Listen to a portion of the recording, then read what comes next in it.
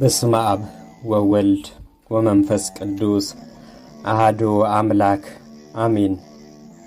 ክብርት እመቤታችን ድንግል ማርያም ወላዲተ አምላክ የወለደቻት ቅድስት ሐና። ሐና ማለት ጸጋ ማለት ነው። አምላክን የወለደች የእመቤታችን የቅድስት ድንግል ማርያም እናት ናት። እርሷም ከኢየሩሳሌም አገር ከሌዊ ነገድ ከካህኑ አሮን ትውልድ የሌዊ የሚልኪ ልጅ ለሆነ ለማጣት ልጁ ናት። የቅድስት ሐና አባት ማጣትና እናቷ ሄርሜላ ከእርሷ በተጨማሪ ሶፊያና ማርያም የሚባሉ ሌሎች ሁለት ሴት ልጆችን ወልደዋል። ቅድስት ሐና ከይሁዳ ነገድ የሆነውን ጻድቅ ኢያቄምን አግብታ ቅድስት ድንግል ማርያምን ወለደች። ድንግል ማርያምም መድኃኔ ዓለም ክርስቶስን ወለደች። ሶፊያ ኤልሳቤጥን ወለደች። ኤልሳቤጥም መጥምቁ ዮሐንስን ወለደች። ከሦስቱም ታናሽ የሆነችው ማርያም የተባለችው የማጣትና የሄርሜላ ልጅ ደግሞ ሰሎሜን ወለደቻት። ይህችም ታላቅ እናት ቅድስት ሐና አምላክን በድንግልና ሆኖ በሥጋ ለወለደችው ለቅድስት ድንግል ማርያም ወላጇ ትሆን ዘንድ የተገባት ሆናለችና ከሴቶች ሁሉ እንደምትበልጥና እንደምትከብር እንረዳ። ለዓለም ሁሉ ድነት የተደረገባትን ልዩ ስጦታ የሆነች ድንግል ማርያምን እርሷ አስገኘቻት። የዚች ክብርት እናት የትውልዷ ጥንተ ነገሩ እንዲህ ነው። ጴጥሪቃና ቴክታ የሚባሉ የከበሩ ደጋግ ሰዎች በኢየሩሳሌም በአንድነት ተጋብተው በሕገ እግዚአብሔር ይኖሩ ነበር። እነዚህም በእግዚአብሔር የሚያምኑ የተወደዱ ጻድቃን ደግ ሰዎች ናቸው። እነርሱም በእግዚአብሔርም በሰውም ዘንድ የተመሰከረላቸው ባለጸጎች ነበሩ። ነገር ግን መካን ስለነበሩ የሚወርሳቸው ልጅ አልነበራቸውም። አንድ ቀን ጴጥርቃ ቴክታን እንዲህ አላት፣ እህቴ ሆይ ይህን ሁሉ የሰበሰብነውን ገንዘባችን ምን እናደርገዋለን? ልጅ የለን የሚወርሰን፣ አንቺም መካን ነሽ፣ እኔም ከአንቺ በቀር ሌላ ሴት አላውቅም አላት። እርሷም ወንድሜ ሆይ አምላከ እስራኤል ለእኔ ልጅ ቢነሳኝ አንተም እንደኔው ሆነ ትቀራለህን? ከሌላ ደርሰህ ውለድ እንጂ ብላ ብታሰናብተው፣ እንደዚህ ያለ ነገር እንኳንስ ላደርገው በልቦናዬ እንዳላስበው አምላከ እስራኤል ያውቃል አላት። እርሷም አምላከ እስራኤል የሚያደርገውን የሚያውቅ የለም። ትላንትና ማታ በሕልሜ ነጭ ጥጃ ከማኅፀኔ ስትወጣ ያችም ነጭ ጥጃ ሌላ ነጭ ጥጃ ስትወልድ እንዲሁ እስከ 7 ትውልድ ሲዋለድ 7ተኛይቱ ጨረቃን ስትወልድ ጨረቃዋም ፀሐይን ስትወልድ አየሁ አለችው። እርሱም በጠዋት ከሕልም ፈቺ ዘንድ ሄዶ የነገረችውን ሁሉ ነገረው። ያም ሕልም ፈቺ እግዚአብሔር በምሕረት አይቷቸዋል፣ በሳህሉ መግቧቸዋል። 7 አንስት ጥጆች መውለዳችሁ 7 ሴቶች ልጆች እና የልጅ ልጆች ትወልዳላችሁ። ከቤታችሁ 7ተኛይቱ ጨረቃ መውለዷ ከሰው የበለጠች ከመላእክትም የከበረች ደግ ፍጥረት ትወልዳላችሁ። የፀሐይ ነገር ግን አልታወቀኝም አለው።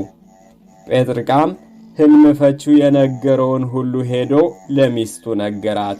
እርሷም እንጃ አምላከ እስራኤል የሚያደርገውን ማን ያውቃል ብላ ዝም አለች።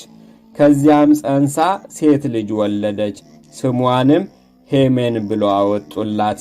ሄሜንም አድጋ ለአካለ መጠን ስትደርስ አጋብተዋት ሴት ልጅ ወለደች። በ8ኛ ቀኗ ዴርዲ ብሎ ስም አወጡላት። ዴርዲም አድጋ እንዲሁ ሴት ልጅ ወለደችና ቶና አለቻት። ቶናም እንዲሁ ሴት ልጅ ወልዳ ሲካር አለቻት። ሲካርም እንዲሁ ሴት ልጅ ወልዳ ሴትና አለቻት። ሴትናም እንዲሁ ሴት ልጅ ወልዳ ሄርሜላ አለቻት። ሄርሜላም እንዲሁ ሴት ልጅ ወልዳ ንጽሕት ቅድስት ክብርት የምትሆን እመቤታችንን የምትወልደውን ሐናን ወለደች። ይህችም ሐና በሥርዓት አድጋ ለአእምሮ ስትበቃ አካለ መጠን ስትደርስ ከቤተ መንግሥት ወገን ከነ ቅዱስ ዳዊት ወገን ከሆነው ከቅዱስ ኢያቄም ጋር አጋቧት። እነዚህ ቅዱሳን ኢያቄምና ሐና በአንድነት ተጋብቶ ሲኖሩ ልጅ አጡ። እነርሱም እጅግ ደጋግ ሰዎች ነበሩ። አንድ ልጅ እንኳ ስላልነበራቸው እጅግ ያዝኑ ነበረ። ወደ ቤተ መቅደስ እየሄዱ እግዚአብሔር ልጅ ይሰጣቸው ዘንድ አጥብቆ ይለምኑት ነበር። መባዓ ይዘው ለሊቀ ካህኑ ሲሰጡት ሊቀ ካህኑም እንኳን ሳይቀር እግዚአብሔር ብዙ ተባዙ ያለውን ሕግ በእናንተ ላይ እንዳይፈጸም አድርጎ ልጅ የከለከላችሁ ኃጢአተኛ ብትሆኑ ነውና መባዓችሁን አልቀበልም ብሎ በእጅጉ አሳዝኗቸዋል። በሊቀ ካህኑ እያዘኑና እየተከዙ ሲመለሱ ከድካማቸው ያርፉ ዘንድ ዛፍ ስር ተቀምጠው ሳለ እርግቦች ጫጩታቸውን ሲያጫውቱ ተመልክተው ለእነዚህ ወፎች እንኳን ልጆችን የሰጠህ አምላክ ለእኛስ መቼ ይሆን ልጅ የምትሰጠን ብለው እጅግ አምርረው አለቀሱ። ሲያዝኑ ሲጸልዩ ውለው ወደ ቤታቸው ሲመለሱ እርግብ ከነ ልጆቿ ጋር ስትጫወት አይታ አቤቱ ጌታዬ ለዚች እንስሳ ልጅ የሰጠህ አምላክ ምን ነው ለእኔ ልጅ ነሳኸኝ እያለች ምርር ብላ አለቀሰች። እንዲህ ብለው ሲያዝኑ ሲጸልዩ ውለው ከዘካርያስ ከሊቀ ካህናቱ ሄዶ አቤቱ ጌታችን ሆይ ወንድ ልጅ ብንወልድ ተምሮ ቤተ እግዚአብሔርን አገልግሎ እንዲኖር እንሰጣለን። ሴት ልጅም ብንወልድ ውሃ ቀድታ መሶበ ወርቅ ሰፍታ መጋረጃ ፈትላ ካህናትን አገልግላ እንድትኖር እንሰጣለን ብሎ ስዕለት ገቡ። ዘካርያስም እግዚአብሔር ጸሎታችሁን ይስማችሁ፣ ስዕለታችሁንም ይቀበልላችሁ፣ የልቦናችሁን ሐሳብ ይፈጽምላችሁ ብሎ አሳረገላቸው። ከዚህም በኋላ ቅድስት ሐናና ኢያቄም ዕለቱን ራእይ አይቶ ነገር አግኝቶ አደሩ። ራእዩስ እንዴት ነው ቢሉ ኢያቄም ሰባቱ ሰማያት እንደ መጋረጃ ተገልጦ ከላይኛው ሰማይ ነጭ ወፍ ወርዶ በራሴ ላይ ሲቀመጥ አየሁ አላት። ወፍ የተባለው ጌታችን መድኃኒታችን ኢየሱስ ክርስቶስ ነው። ነጭነቱ ንጹሕ ባህሪው ነው። ከላይኛው ሰማይ ነጭ ወፍ ወርዶ በራሴ ላይ ሲቀመጥ አየሁ ማለቱ የኢያቄምን የሰውን ባህሪ እንዳደረገው እወቅ ሲል ነው። ሰባቱ ሰማያት የተባሉ የጌታችን ልዩ ልዩ ባህሪው፣ ምልአቱ፣ ስፋቱ፣ ርቀቱና ልዕልናው ናቸው። ሐናም እኔም ደግሞ አየሁ እንጂ አለችው። ምን አየሽ ቢላች ነጭ ርግብ ወጥታ በራሴ ላይ ወርዳ በጆሮዬ ገብታ በማኅፀኔ ስትተኛ አየሁ አለችው። ርግብ የተባለች እመቤታችን ድንግል ማርያም ናት። ነጭነቱ ንጽሕናዋ፣ ቅድስናዋና ድንግልናዋ ነው። ነጭ ርግብ መጥታ በራሴ ላይ ተቀምጣ ከራሴ ወርዳ በጆሮዬ ገብታ በማኅፀኔ ስትተኛ አየሁ ማለቷ ብስራተ ገብርኤልን በጆሮዋ ሰምታ እመቤታችን ቅድስት ድንግል ማርያም ጌታችንን መጸነሷን ነው። ይህንኑም ራእይ ያዩት ሐምሌ 30 ዕለት ነው። እነርሱም እንዲህ ያለ ራእይ ካየን ነገር ካገኘን ብሎ ዕለቱን በሩካቤ ሥጋ አልተገናኙም። ይልቁንም ፈቃደ እግዚአብሔር ቢሆን ብሎ አዳምንና ሔዋንን ብዙ ተባዙ ምድርንም ሙሉአት ብሎ ያበሰረ አምላክ ለእኛስ ይልክልን የለምን ብሎ ዕለቱን አልጋ ምንጣፍ ለይተው እስከ 7 ቀን ድረስ ለየብቻቸው ሰነበቱ። ነሐሴ በባተ በሰባተኛው ቀን ከሰው የበለጠች ከመላእክት የከበረች ደግ ፍጥረት ትወልዳላችሁና ዛሬ በሩካቤ ሥጋ ተገናኙ ብሎአችኋል ጌታ ብሎ መልአኩ ለቅድስት ሐና ነገራት። በፈቃደ እግዚአብሔር በብስራተ መልአክ እመቤታችን እግዝእትነ ማርያምን ጸነሰቻት።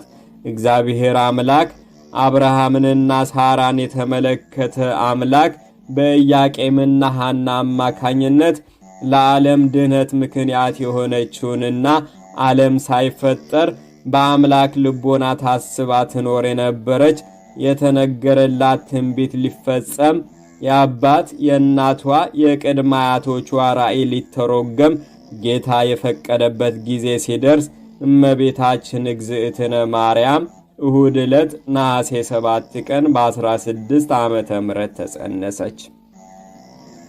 እመቤታችን ከተጸነሰች በኋላ አይሁድ ቀንቶ ተነሱባቸው። ቅናቱ እንዴት ነው ቢሉ ሳሚናስ የሚባል የጦሊቅ ልጅ ከሄዶ ካጎቱ ቤት ሄዶ ሞተ። እነርሱም እንቀብራለን ብሎ ባልጋ ይዞ ሲሄዱ ከመንገድ አሳረፏት። ቅድስት ሐናም ያጎቷ ልጅ ነበርና ለማልቀስ ብትደርስ ዘመዶቿ ሁሉ ተሰብስቦ ሲላቀሱ ቆዩአት። እርሷም አብራ እየዞረች ስታለቅስ ጥላዋ ቢያርፍበት መግነዝ ፍቱልኝ ሳይል ብድግ ብሎ ተነስቶ ስብሐት ለኪ ማርያም እሙ ለፀሐየ ጽድቅ ለአብ ሙሽራው ለወልድ ወላዲቱ ለመንፈስ ቅዱስ ጽርሐ ቤቱ ተፈስሒ ደስ ይበልሽ ብሎ ሰገደላት። አይሁድም ይህ ተአምር ሲደረግ ከዚያ ነበሩና ምን ነው ሳሚናስ ምን አየ ምን ትላለህ ቢሉት ከዚች ከሐና ማህፀን የምትወለደው ሕፃን ሰማይ ምድርን አየርን የፈጠረ አምላክን ትወልዳለች እያሉ መላእክት ሁሉ ሲያመሰግኗት ሰማሁ አላቸው። ዳግመኛም እኔንም ያነሳችኝ የፈወሰችን ያዳነችኝ እርሷ ናት አላቸው።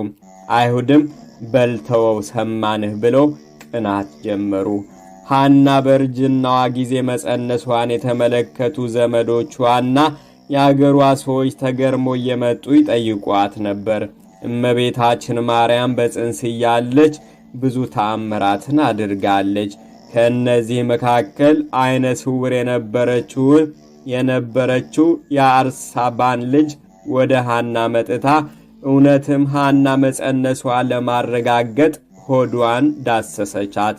እርሷም ሳታስቦ አይኗን ስትነካ አይኗ በራላት። እመቤታችንም በተጸነሰች በ9 ወር ከ5 ቀን የግንቦት መባቻ ዕለት ግንቦት 1 ቀን ተወለደች። አምላክን የወለደች የድንግል ማርያም እናት የክብርት ሐና አጽሟን አባቶቻችን ከቅዱስ መስቀሉ ጋር ወደ አገራችን ኢትዮጵያ አምጥተውልናል።